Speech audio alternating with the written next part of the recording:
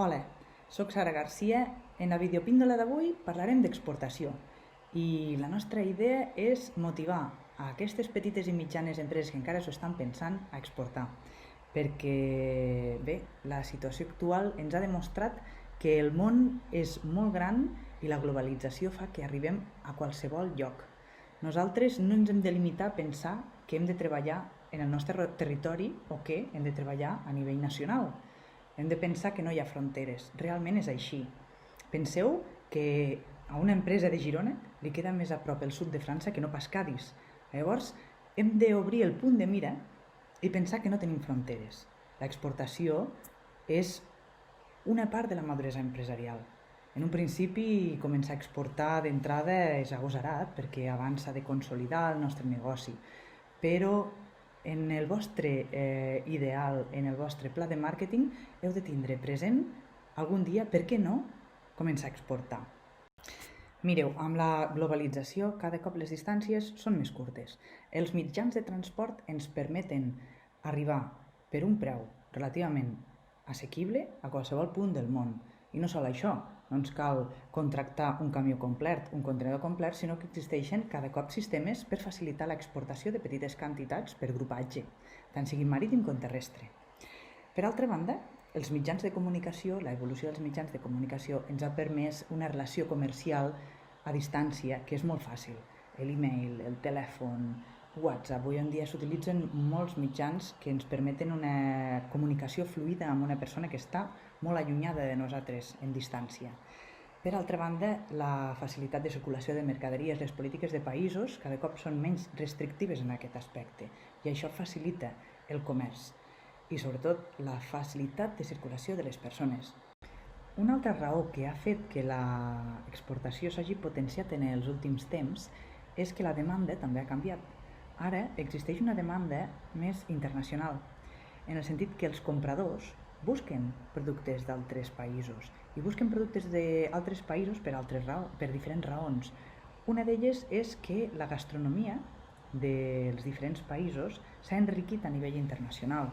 Ara és molt comú en una cadena de supermercats, que a més són cadenes, corporacions molt grans presents en diferents països, que es facin accions setmanals, com pot ser en un Aldi, en un Lidl, de gastronomia d'un país en concret.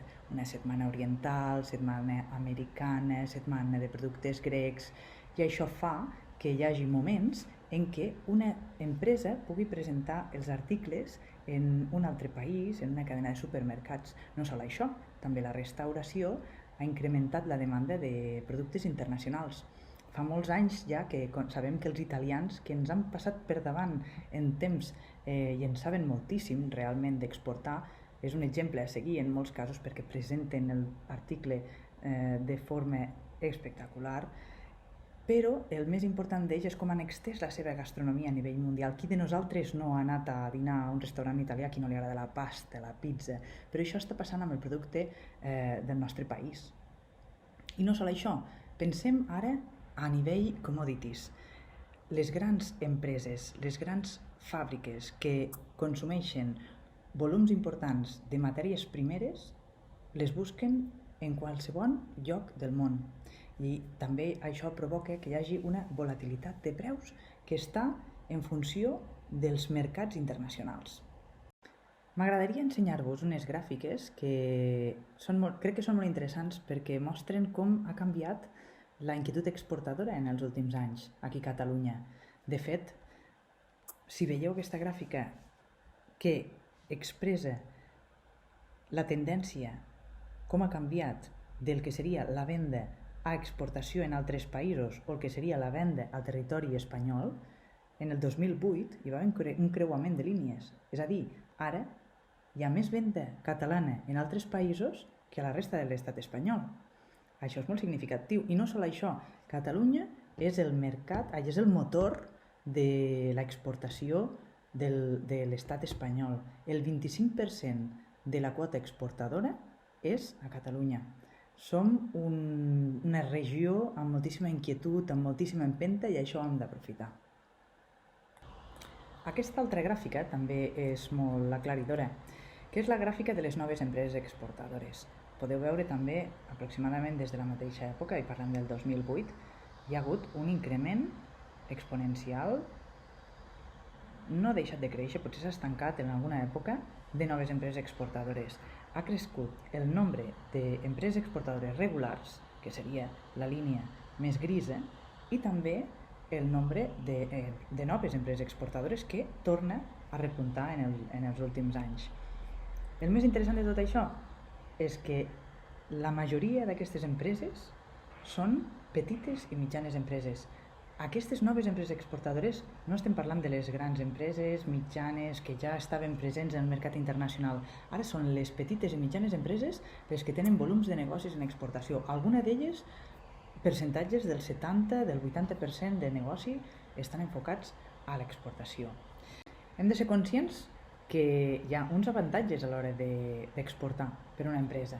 Primer, generem més recursos, més facturació, lògicament, fora del mercat nacional o del nostre territori. Incrementem la producció, com amb altra qualsevol venda, i aprofitem la capacitat ociosa si la té l'empresa. Incrementem la productivitat, diversifiquem el risc. Això és molt significatiu en casos de crisi nacional. Igual que fem una cartera de valors, diversificar en altres països fa que si aquí, pel que sigui, es produeix alguna raó que ensorra els preus, puguem tenir oportunitats en altres mercats que estan allunyats de la nostra realitat. També, contra més països exportes, aquesta situació es multiplica, com una cartera de valors. Sempre ho hem de veure així. Després la qualitat dels nostres productes millora, perquè se n'aprèn. Als altres països hi ha innovació que encara no ha arribat aquí i pot ser el primer inclús d'aplicar-la aquí. Tenim possibilitats de veure altres mercats amb els viatges que fem per la nostra exportació, l'stock checking que fem en els supermercats, ens ajuda a veure en les fires també altres possibilitats d'envasos, embalatges, innovació. Això enriqueix moltíssim la nostra empresa. Fomenta la capacitat innovadora de la nostra empresa. I després, el més important, aquestes persones que estan treballant i que estan obertes a la internacionalització també reforcen la seva empatia, reforcem l'equip humà en general, millorem la imatge de l'empresa. És diferent quan una empresa no treballa en exportació que quan diu que també s'obre l'exportació. Saps que s'ha hagut de trobar una sèrie de complicacions i que ha treballat en una sèrie de certificacions, obstacles, etiquetat en diferents idiomes, que també fa que sigui una empresa més madura. Suposa una maduresa empresarial, però al mateix temps l'exportació també té riscos i els hem de tenir en compte. No tots són coses boniques a l'hora d'exportar, és un mercat més. I el risc principal a l'exportació és llançar-se a exportar sense fer una reflexió, sense fer un pla de promoció internacional. Per què? Perquè el món és molt gran. El món és molt gran i el que no podem fer és, quan ens arriben a arribar targetes en les fires, contactes, iniciar l'exportació a diferents bandes, perquè el més important és crear un camí, generar-te un pla d'exportació i de promoció on tu selecciones un o dos mercats on inicia la teva tasca exportadora i després ja vas atenent, que pots anar corregint, evidentment. La falta d'experiència provoca que en alguns cops es vulgui abarcar molt i això provoca molts fracassos.